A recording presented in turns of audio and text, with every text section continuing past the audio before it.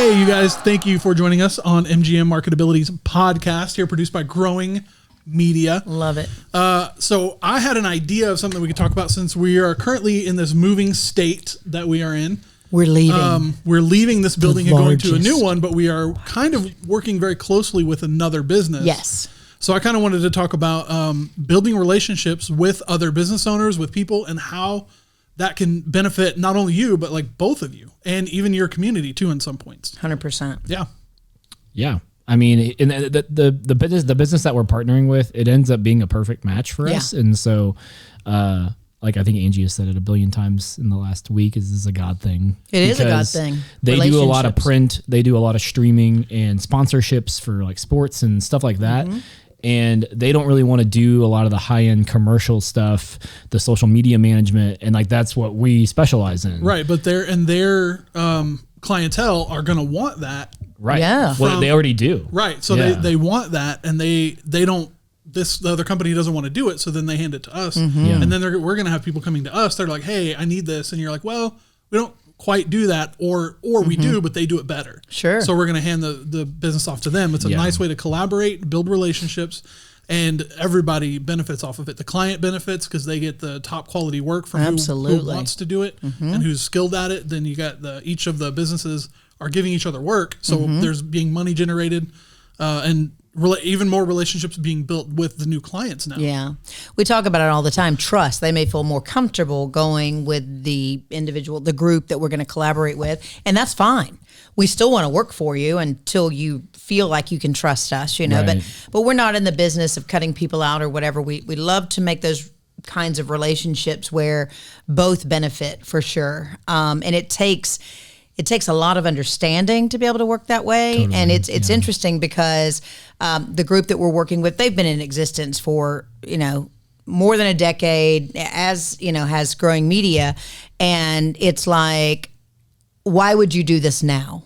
Well, why not? And, right. The needs of the consumer and individuals who need our services, they need so much more now. Yeah. Like there are several people we work for on a daily basis. And it takes a village. And I think it's wonderful if you collaborate and everybody's making, a nice living for themselves, and yet you're taking care of people who come to you right. for your services.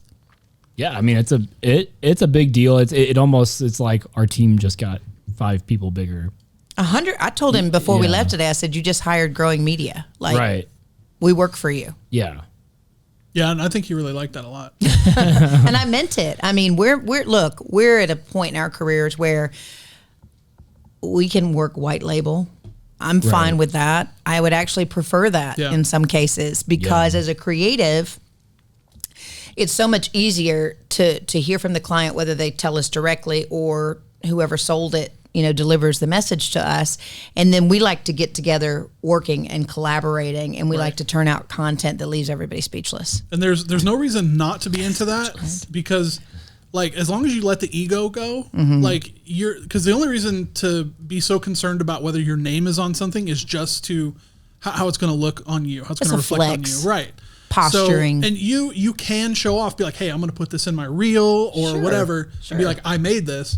Or we made this, however you want to word it. Mm-hmm. But what matters most is like that the client gets what they need out of it. Because if they're coming to you because they need more customers or a better product to be able to sell. And a lot of times, like something that people don't consider is that's not just a business to a lot of these people. That's their livelihood. It's their life. 100%. Because they had an idea and they were like, let me try this, and they get into it because it's not like a Walmart or a Target or something like that. That's massive. That's not gonna fail. Right. So, which, by the way, they spend a lot of money advertising. Right. And reaching you wherever you are. Yeah, yeah. They too spend money. Don't think that just because you put that big dot in the air, people are just going to come. They don't. No. Yeah. They advertise a lot. Yeah. They have to. Right. So yeah, I think that's a remarkable thing. I just find entrepreneurship so incredible because if you're a true entrepreneur, you want to see everybody around you succeed, and you really have a growth mindset, and you really have you have a desire to win, which means you want everybody around you to win. Yes. Yeah. Absolutely. That's a real entrepreneur, I think. And one of the best ways to do that is to surround yourself with people who are like-minded, but also people who are ahead of you. Oh, absolutely. That way you can, like, I don't know who said it, but it's like, if you're the smartest person in the room, you're in the wrong room. That's right. So obviously somebody in that room is going to be the smartest, so they are in the wrong room, so they need to leave. But well, unless you have that internal struggle where we're always thinking like, I'm going to win on this topic, I'm going to win on that. You're going to kill me on that topic, though. You're going to, Right. So, I mean, how do you really define that? How do you define the smartest? What category? Smarts. Nailed it. Nailed it. No, I know you've said for years that you've enjoyed working with me because the job that I have within growing media is I usually deal with the clients. You didn't necessarily want that job anymore. Right. You just want to do the work. Yeah. Yeah, because I didn't want to have to like take emails and phone calls and stuff like that. Now I do. Yeah. But it's because now I've grown and I understand about how to handle that better. Yeah. Because before, whenever you first start doing something and you're not good at it, you're like, I don't like this. This is stupid. Yeah. But then you get better at it. You learn how to do it, and you're like, okay, I don't mind this so much because now I have an understanding and I know I've been through this enough to know like what to expect next. Yeah. And here's a thing for you guys who act as that liaison. Remember to pass on the good comments with the bad. I always make a point to forward you guys when somebody says that's awesome. I'll let the team know. Too many times I think that we just make this correction or this wasn't right, So I think it's imperative for you to celebrate all facets of the process with your team. Just keep that in mind. Yeah, you have to let people know they're doing a good job. Otherwise, they're not going to want to do it anymore. Right. And that's another part of building relationships. Stinking job. Right.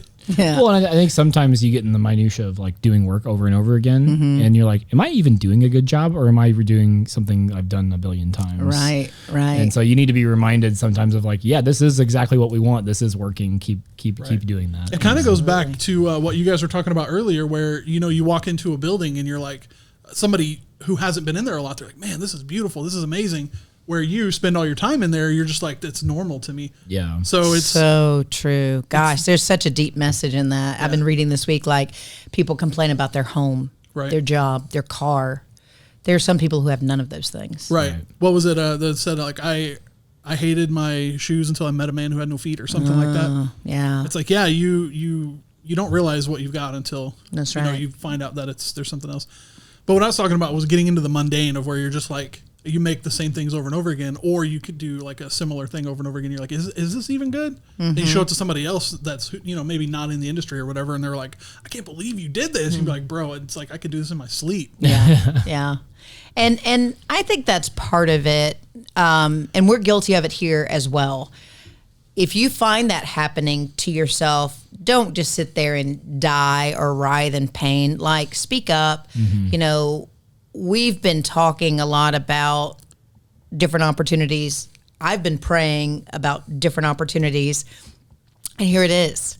I think I started the conversation this morning because this was the first time I'd physically been able to go in and have a conversation about this collaboration. And I said, thank you for this opportunity. Yeah. That's what it is. Yeah. And if more people would approach it that way, you can get nervous over the numbers and those type things, but just really make sure professionally that you're aligning so that opportunity for development and growth is present. Yeah. Yeah, it's really helpful too to look at that kind of stuff as an opportunity instead of a burden, like I did whenever I was having to take client phone calls or whatever. I looked at it as a burden because I was like, I don't understand this. I don't like it. It doesn't make me feel like, it makes me feel weird. So then now as I've done it more often, I'm more comfortable with it. So now if I look at it as a learning opportunity of like, yeah, this is going to be uncomfortable for a while, but after 3 months, I'm going to be great at it. Well, I'll share with you everyone's concern, I think. And this is so hard. So this is another thing for you to think about, someone leading your team. A big frustration for you both, I think, was money. I think you guys allowed people to tell you what they were going to pay you at a certain point. Oh, for sure. Yeah. And when you've been doing it for a while, you can say, well, I appreciate that you'd like to spend that much on this project, and perhaps we can get someone at that skill level that, they're willing to work for that. Yeah. But when you've got guys who have been doing it for decades, spent thousands of dollars on equipment and education, and you can't let people undermine your value and what you're worth, Right. And it helps to have a front person protect that, and we've been saying it. The new thing that I say is, okay, we could perhaps do something for that, as long as you keep your expectations in line with your investment. Yes. Right. Because everybody wants the world with a Cracker Jack budget, like all of it. Yeah, I was talking to somebody. Here's a little example, and this is just me being silly, like my personal, like me being silly to myself. Somebody was like, "So how much would what kind of music video would $100 get me?" And I was like, "Well, I'll set up a cell phone on a tripod and I'll monitor it for you for half an hour." Like that's it. Not even half an hour. Right. I would do like 15 minutes. You get 2 takes. But yeah, so you got to have your expectations in line with your investment with that kind of stuff too. I would love. Let's try to find that drawing. What is it? The horse. Yeah. Oh gosh, what is it? It's like. So what happened was, there's a story from what I understand behind it, was that somebody basically asked this guy to draw them a horse, and he started, and he was drawing it amazing. The front of it, everything was great. All the detail. And then all of a sudden they were like, here's how much I'm willing to pay you. And he goes, cool. And he finished it in like a minute. It was a stick drawing. It was a stick drawing of the back of the horse. Yeah. Something along those lines. Yeah. Ridiculous. I've actually had people laugh at me when I tell them my prices, because I'm like, I've spent a lot of time. I know my value. Yeah. So when I told them my price, they were like, what? And I'm like, I mean, I can do lower budget stuff. Right. You're still going to get decent quality, but you're not going to get all the little bells and whistles. Yeah. And stuff. You can have video production, or you can have video production complete with animation, graphic design, branding, logos, it just, what are you asking for? Yeah. So there are many tiers that you can work on. Sure. Whereas like if you don't have the budget for a $10,000 video, maybe you have a budget for an $800-900 video, and it's gonna be decent. It's gonna be good. It's gonna be quality, but it's not gonna be the $10,000. I don't think it's gonna be done by Grimy. No, just see. And here's part of the reason why. When you call, Growing Media, we've got several crews. Yeah. We're prepared to work on bigger productions, but you got to pay for all those members, right. and like we've talked about before, and this is with any industry, whatever you're in, not only are you paying for the service that we provide, but we have to have a place for you to come to meet with us. We have to pay for the lights to be on. Again, we have to buy the equipment. We have to pay for the software upgrades. We have to pay to house your website. We have to pay for storage. The list goes on and on. Yeah. And I think if people would just stop and think about that for a moment, it all makes sense. For sure. It's not, we're not, now, we've all experienced price gouging. Oh, of course. So as long as you're not doing that, and you know who you are, if you are price gouging, that is wrong. Yeah, if you can't justify. Just be honest. Yeah. Don't try to just because you find out that somebody has money. Right. Don't try to get more out of them. Like, you know the value of your product. Yeah. Offer the product for that value, regardless of who's coming to get it. Right. We had always talked about that. It was, I can't remember how, it was years ago. Okay. The way that we looked at it, we first did some market analysis, right? We wanted to see who else in the market. They happened to be doing some things comparable, whatever. And it was really tough to nail that down, because I think we had all started thinking about a business model and the way we wanted to do it. And then we realized we were quite unique, because those people we checked out, they were known for sticker shock. They were feast or famine. They were doing one job, and it was very difficult for us to enter the market way back when, because people had been burned. Right. And our philosophy was, we would much rather be on the journey with you, not have the sticker shock, have it very affordable, so we have a residual income, which allows us to work together all year long. Right. Not a onesie twosie. Yeah. I don't like to live, it's up nice and down. Yeah, it's nice to get like 12 medium-sized checks, then one large one for the whole year. Right. That wouldn't even equal half of the year for the other, for the 12. And you keep everybody working. Right. You keep everybody working, which is really and, nice. And they continue to get content. or whatever it is that they need. Man, it's changed though. I mean, there was a time where a 30-second for the month would cut it. I remember that when we first started, that was our main thing, was like, you just do a 30 for this client and that's it. Yeah. Now it's like, we need to make 17 reels this week. Yeah. Oh man. And you know what? It's only increasing the need. I think I want to say that this is your fault, because you always used to say, we got to feed the beast. Feed the beast. Speak it into existence. But I like to feed with quantity over quality. And now there's not quantity. Wait, quality. What did I just got it wrong. Yeah. We like to do what? Quality over quantity. Thank you. See, I'm overworked and underpaid. There's so many there's so many different platforms that you need to upload to. Oh yeah. We're getting away from relationships, but not really. That's how we, But yeah, so you have to not only do you have to make the content, but it's got to be a lot of times platform specific, because if you're going to upload to TikTok, it's not going to resonate the same as it is on Instagram or YouTube and all that kind of stuff. So now you're looking at multiple pieces of content for one client, whereas you used to do just 130. Gosh, that's frustrating. And you would put it on TV and that was it. Oh, because now they'll always come back and go vertical, horizontal. I'll go, how about both? Right.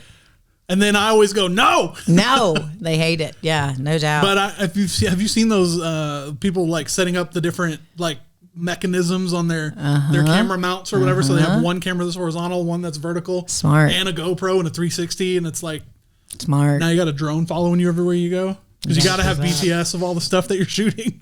It's insane. What's wrong with you people? Everybody wants content, man. Yeah, that is true. Content is king. That means we'll still work. Yeah, we'll be working. Yeah. What do you have? That's just, content builds relationships. It really does. It builds relationships with people, and you may not have the relationship with them, but they have a relationship with you because they're absorbing your content. That is an interesting, I don't even know if we want to go off into this tangent, but that is an interesting dynamic that a lot of people have with their audience is I don't know you, but you know me. I've been walking, and I don't even put that much stuff out there personally. I went to the gym and somebody was like, Rob? And I'm like, Who are you? And he's like, I saw you on the spiel. And I'm like, why? What? Thank you for watching. Yeah, no, it was great. But I was like, it's crazy that I got recognized out somewhere with somebody. I had no idea who it was. Dude, you have completely taken over the BTS. What do you mean you're surprised? You're let me tell you today. So here's the deal. I don't edit the BTS. Somebody else does that. You're and they're always putting me in it. He's headlining. But I do like it, though, the fact that I get that FaceTime. He likes it. That is pretty nice. I like being the center of attention. I know you do. I know. What can I say? All right. What else? Is there anything else that we can share with our lovely audience before we break away? Just be kind to each other. I know this isn't, I don't know why I'm getting into this. I see so many negative comments of people being like, why you need to do this, you need to do that on different social media posts. It's stop judging people and just be kind. Build relationships and be kind with each other. And get out my business. It ain't none your business. Right. So many people, they judge you based on a 12-second clip. And it's no. You should not be judging. Well, you'll be judged far greater. Yeah, right. So there is that. But also 12 seconds, you can't judge somebody off of that. So you leave your comments alone. And I think part of the reason why I'm saying that is because I just posted a video of me walking around the building where I went under the under it was the very building. Scary. It made us look like we lived in or worked in a trap house. Well, no, that was underneath. That was way underneath. Yeah. So I put that video out, right? And somebody commented that I was breathing heavily, at the beginning of the video, and I'm like, yeah, have you walked those stairs? Well, it's a lot. Right, but it was the video was starting, so I hadn't walked anything yet. Okay. Little do you know, I already walked up and down 3 flights of stairs twice. Yeah. So I didn't comment to that on the guy, but I was like, let it go. I was like, you don't know what happened before the video started. I could have been running from a monster. Yeah. Probably was. Down under the building. Yes. And now I'm going back down there again because I'm brave. Can you believe you went down there? I've been down there. I've never. I had to turn the power back on to my office because it went off because I had 2 heaters going because I was frozen. He blew the thingy. I blew the breaker. Yeah. So that's what you get. I was cold. I was so cold. That's what you get. It was 4 degrees outside. Oh, we have had some cold weather. But we are warm. Single digits. We're not really warm. This is the largest podcast studio in existence, so it's very hard to heat this. In existence. It's hard. It is hard to heat it. I know. I've been cold in here. Cannot believe we're leaving. I can. The largest. Praise the Lord. What? Yeah. I'm so done with this place. You know what? I kind of am too. It's a very cool place, really filled with character. We're out. we're going somewhere where Angie can shop and drink and we're going to build coffee relationships and some new character elsewhere. Yes. Come find us. We can help you. Everybody has a story. Okay, bye. Let's tell yours. Yeah. So lame. All right, bye. I'm glad I wasn't part of that.